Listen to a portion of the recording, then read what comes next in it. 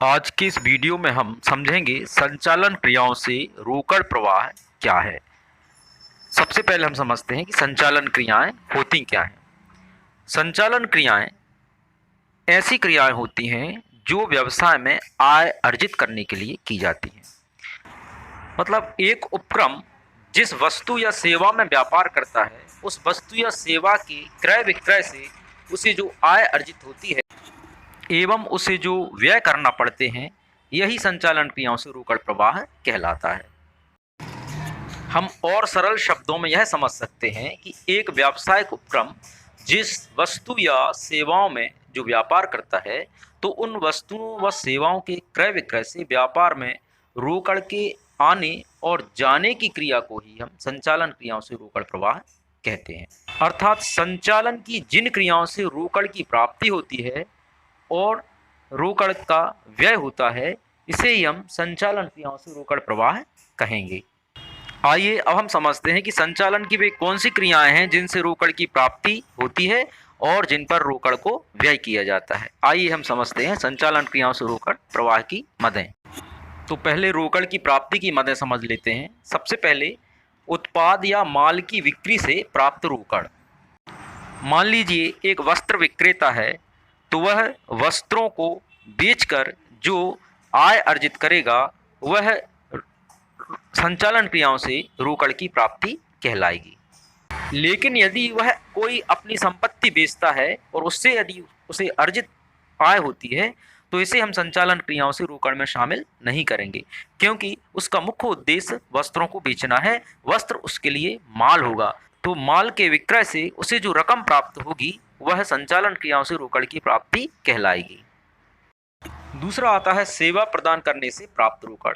जैसे मान लीजिए एक परिवहन कंपनी है और वह सवारी को लाने ले जाने के लिए जो आय अर्जित करेगी वह सेवा प्रदान करने से प्राप्त रोकड़ कहलाएगी। अर्थात यह संचालन क्रियाओं के अंतर्गत हम इसे शामिल करेंगे। अगला है अधिकार शुल्क अर्थात रॉयल्टी, फीस और कमीशन आदि की भी प्राप्ति संचालन क्रियाओं से रोकड़ की प्राप्ति कहलाती है। आयकरों की वापसी भी आयगत प्राप्ति है और यह संचालन क्रियाओं से रोकड़ की प्राप्ति में शामिल की जाती है। अगला है यदि कोई कंपनी भविष्य के सौदे या अनुबंधों के लिए कोई एडवांस रकम प्राप्त करती है, रोकड़ प्राप्त करती है, तो यह भी संचालन क्रियाओं से रोकड़ के अंतर्गत आता है। अगला है यदि किसी व्यावसायिक उपक्रम को बीमा कंपनी से प्रीमियम या किसी दावे या वार्षिकी या अन्य पॉलिसी के लाभों की प्राप्ति होती है, तो इसे हम संचालन क्रियाओं की रोकड़ प्राप्ति के मदों में शामिल करेंगे।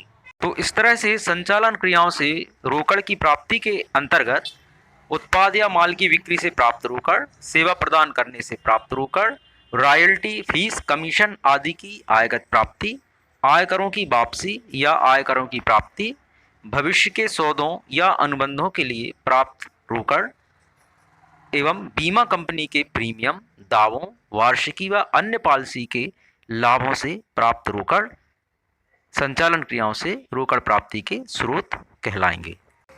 इन्हें हम संचालन क्रियाओं से रोकड़ का आगमन भी कह सकते हैं।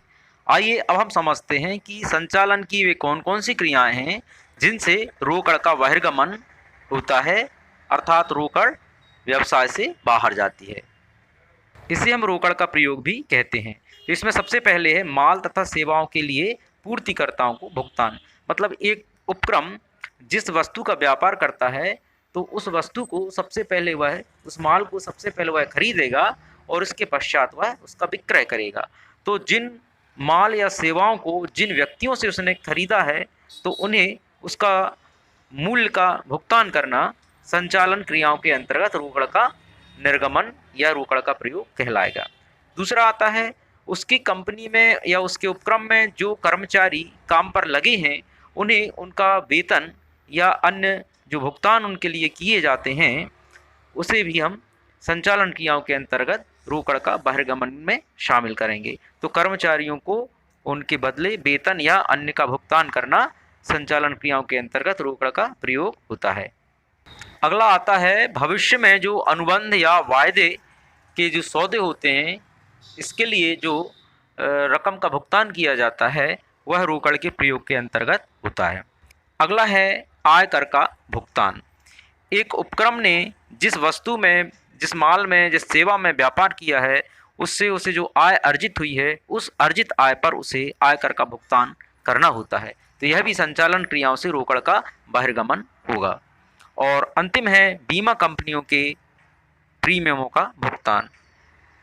तो जिस वस्तु या माल का व्यापार एक कंपनी या एक उपक्रम के द्वारा किया जा रहा है, उस वस्तु या माल का जो बीमा किया जाता है, उसका उसे जो प्रीमियम का भुगतान करना पड़ता है, वह भी रोकड़ के प्रयोग के अंतर्गत होता है।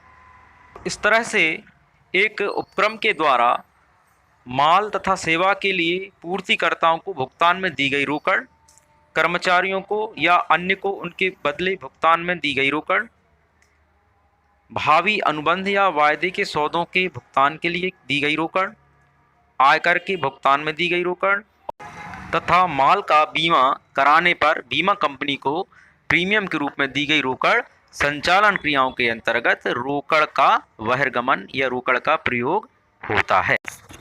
तो इस तरह आपने समझा कि संचालन क्रियाएं क्या हैं और संचालन क्रियाओं से रोकड़ का प्रवाह किस तरह से होता है। बस आज के लिए इतना ही। नमस्कार, मिलते हैं शीघ्र ही किसी नए वीडियो, नए टॉपिक के साथ। धन्यवाद, नमस्कार।